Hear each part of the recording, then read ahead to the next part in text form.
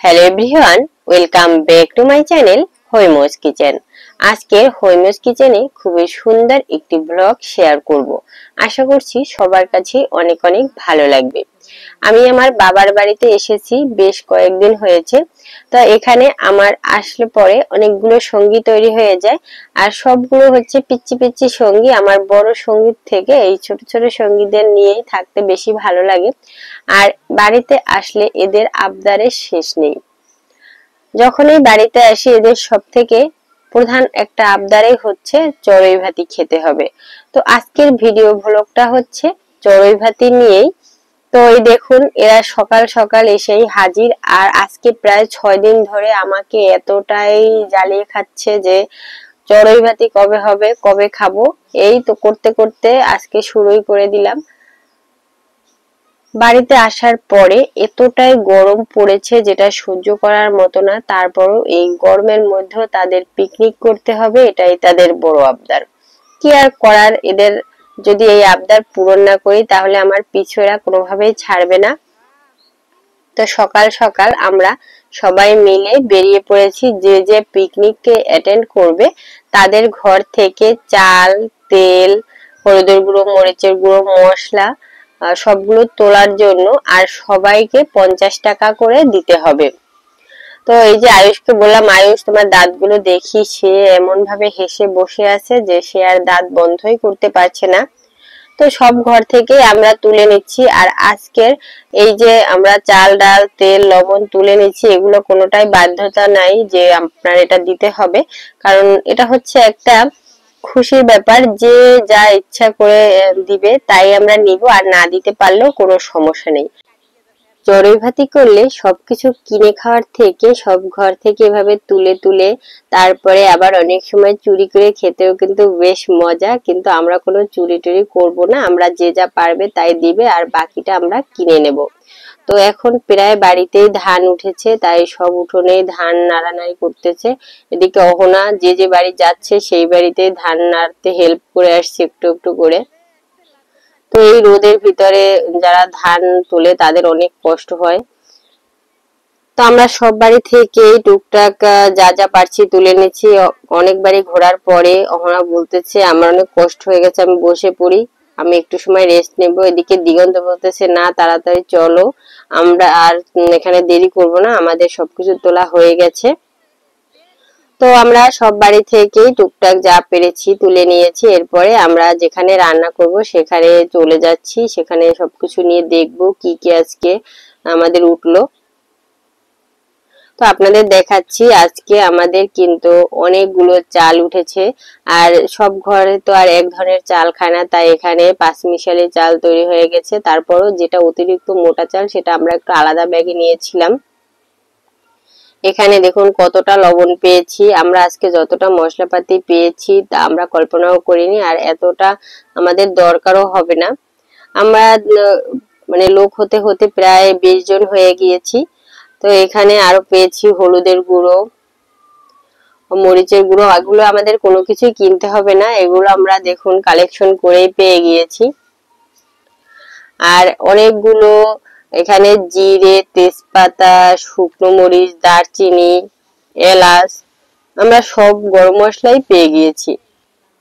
শুধু পাইনি হচ্ছে আদা, রসুন, পেঁয়াজ, এই কয়টা পাইনি। আর বাকি সব ধরনের উপকরণে আমরা সব ঘর থেকেই তুলে নিয়েছি। যেহেতু 50 টাকা করে সবাই দিয়েছে, তাতে করে তো আর সব বাজার হবেও না। আর এজন্য আমরা চেষ্টা করেছি সবার থেকে তোলার জন্য। এখানে দেখুন 2 ধরনের তেল, একটা সাদা তেল আর একটা সরিষার তেল, তো সেটা অনেকটাই পেয়ে গিয়েছি।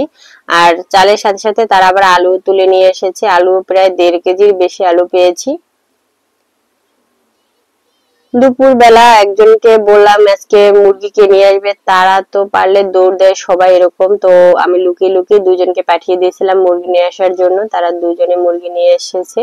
অনেকের দিকে এরা দেখুন ডিম নিয়ে এসেছে। আর বাড়ির কাছেই ফার্ম থাকা আরো সুবিধা হয়েছে, একটু কম দামে আমরা ডিমটা পেয়েছি। আর এই দুপুরে রোদ হলে এদের কি হবে, এদের কোনো কষ্ট নেই, এদের মনে খালি আনন্দ যে এরা আজকের পিকনিক করবে, এজন্য যাকে যা বলা হচ্ছে সাথে সাথে সেগুলো করে দিচ্ছে। আর এগুলো তাদের বলাও লাগছে না, দেখুন এখানে তারা লাকড়ি টোকাচ্ছে, লাকড়ি দিয়ে রান্না করবো। আমি বলছি যে লাকড়ির দরকার নেই, আমরা ঘর থেকে নিয়ে নেব। তারপরও না, হবে না, আমরা টুকাবো, যা পাবো তাই দিয়ে আমরা রান্না করব। কিন্তু তারা যা পেয়েছে এটা দিয়ে তো আর সব রান্না হবে না। তারপরও তাদের খুশির জন্য আমি এখানে ফাঁকে আবার তাদের একটু ভিডিও ক্লিপ নিয়ে নিয়েছিলাম। তো এদের খুশিগুলো আমার কাছে অনেক খুশির জিনিস, যে এরা খুশি থাকলে আমিও খুশি থাকি, এরকমটা। এদের লাকড়ি টোকানো হয়ে গেছে, বললাম যে রোদের ভিতরে তোদের আর দরকার নেই, তোরা এখন বাড়ি চল। এজন্য তাদের আবার আমি অনেক ঝাড়ি টাড়ি দিয়ে তারপরে নিয়ে যাচ্ছি। তো সবাই লাকড়ি নিয়ে যেখানে রান্না করব সেখানে চলে যেতে বলেছি, যে সেখানে চলে যাও, আমি আসতেছি, আমার একটু কাজ আছে। এরপরে আমি আমার বাড়ির পাশেই একটা ছোট্ট গ্রোসারি শপ আছে, সেখানে চলে আসলাম। এটা তো গ্রামে যেহেতু, তাই অনেক দোকানপাট এখানে নেই, দুই একটা দোকান আছে। তো এই দোকানে ছোট হলেও সবকিছুই পাওয়া যায়। তো এখানে দেখুন আদা, রসুন, পেঁয়াজ এগুলো আমরা নিয়ে নিলাম। তো মোট এখানে 60-70 টাকার আদা, রসুন, পেঁয়াজ নিয়ে নিয়েছি। আর এদিকে তাদের যেহেতু লাকড়িতে হবে না, তাই আমাদের বাড়ি থেকে কিছুটা শুকনা আস্ত লাকড়ি নিয়ে নিতে বললাম। তো তাদের বুদ্ধি দেখুন, দুইটা লাকড়ির উপরে কতগুলো লাকড়ি নিয়ে যাচ্ছে, দুটা ছোট ছোট পিচ্চি। তো যা উঠেছিল তাই নিয়ে আমরা চলে গেলাম চুলার পাশে। আর সবাই কাজে ব্যস্ত। এরা হচ্ছে কাজ নিয়েও ঝগড়া করে পারলে যে আমি করব, আমাকে করতে দাও, মানে এরা এটা এত আনন্দে আছে যে এই গরমের ভিতরেও যে কাজ করতে কষ্ট হয়, তাদের ভিতরে কোনো কষ্টই নেই। তারা সবাই কাজ করবে এবং যে যা পারবে তাই করে তারপরে আজকে চড়ুই ভাতি খাবে। এখানে আদা, রসুন, পেঁয়াজ এগুলো কেটে তারপর আবার বেটে নেওয়া হচ্ছে। যেহেতু আজকে ডিম ভুনা আর মাংস রান্না করব, তো ডিম ভুনার জন্য কিছুটা পেঁয়াজ বেটে নেওয়া হচ্ছে, আর আদা রসুনও বেটে নেওয়া হয়েছে। আলু দেবো এখানে মাংসে, তাই আলুগুলোকে ছুলে কেটে নেওয়া হচ্ছে। অন্যদিকে চুলায় ডিম বসিয়ে দেওয়া হয়েছে। তো ডিম সিদ্ধর পর এগুলো ছুলে নেওয়া হচ্ছে। আমাদের একটা বড় মা আজকে আমাকে অনেক হেল্প করেছে এই গরমের ভিতরে। তারপরে মাটির চুলায় রান্না যে কতটা কষ্ট, আমি এই ছোট ছোট পিচিদের তো কোনোভাবেই বোঝাতে পারছিলাম না যে এই গরমে এটা খেতে হবে না, তারপরও তাদের খাওয়া লাগবে। তো একটা বড় হাঁড়িতে এখানে ভাত বসানো হবে, আর হাঁড়িটা একটু সাইডে প্রলেপ দেওয়া হয়েছে যাতে করে উপরে বেশি কালি না পড়ে, আর ধুইতে গেলে সেটা যেন ভালোভাবে তাড়াতাড়ি ধোয়া যায়। তো অন্যদিকে আমি মাংসগুলোকে প্রথমে ভেজে নিচ্ছি, আর ডিমও এক চুলায় ভেজে নিচ্ছি। আমি একসাথে তিনটা চুলা জ্বালিয়ে নিয়েছি। আর এখানে ডিম ভুনা করার জন্য মশলা কষিয়ে নিচ্ছি, অন্য চুলায় আলু ভেজে নেওয়া হচ্ছে। এই গরমে তিনটা মাটির চুলা একসাথে রান্না হচ্ছে, মানে মনে হচ্ছিল আজকে মনে হয় ফেসটা একেবারে পুড়ে শেষ, এরকমটা। তারপরও তাদের খুশির জন্য আমি এখানে অনেকটাই নিজেকে এই গরমটাও উপভোগ করার চেষ্টা করতেছিলাম, যে থাক ওদের তো অনেক আনন্দ হচ্ছে, ওরা তাহলে একটু আনন্দই না হয় করুক, কষ্ট হলেও। তো আমার এই বড় মাটা না থাকলে আমার আরো বেশি কষ্ট হতো। সে আজকে আমাকে বেশ হেল্প করেছে, বেশ বলতে অনেকটা হেল্প করেছে। আর ছোটদের তো চুলার কাছে আনা যায় না, তারপরও তারা মাঝে মাঝে এসে চুলার জালটাকে ঠেলে দেওয়ার জন্য হেল্প করছিল। তো এভাবে করে আমরা অনেক কষ্ট করে রান্না করলাম। আর গ্রামের মানুষের কতটা কষ্ট বুঝুন, তারা এই মাটির চুলায় 2 বেলা করে রান্না করে, তাও লাকড়ি দিয়ে, অনেকে গাছের পাতা কুড়িয়ে সেগুলো শুকিয়ে সেগুলো দিয়ে রান্না করে। তো আমাদের দেখুন মাংস রান্না, ডিম ভুনা এগুলো হয়ে গেছে। এখন আমরা সবাই খেতে বসবো, রাত হয়ে গেছে। আর এখানে আমার রসগোল্লাও বসে পড়েছে প্লেট নিয়ে, সে চড়ুইভাতি খাবে, তাই সে কিন্তু আজকে ঘুমায়নি, বেশ রাত হয়েই গিয়েছিল।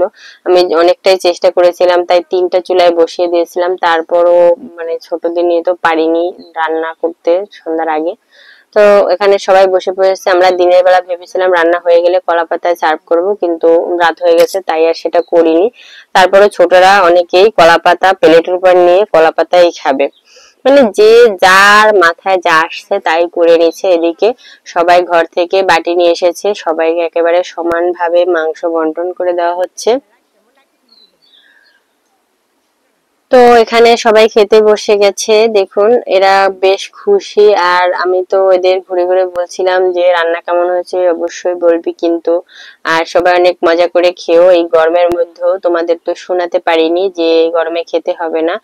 আর রাত হয়ে গেছে দেখে আমরা বাইরে আর খাওয়ার আয়োজন করিনি, আমরা একটা দিদির ঘরে রান্না করেছি আর সেই ঘরেই খাওয়ারও আয়োজন করেছিলাম, যে যেখানে পারছে বসে খেয়ে উঠতেছিল।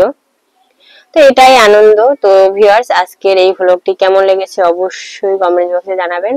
ভালো লাগলে লাইক শেয়ার কমেন্টস করতে ভুলবেন না। আজকের ভিডিও এই পর্যন্তই, টাটা।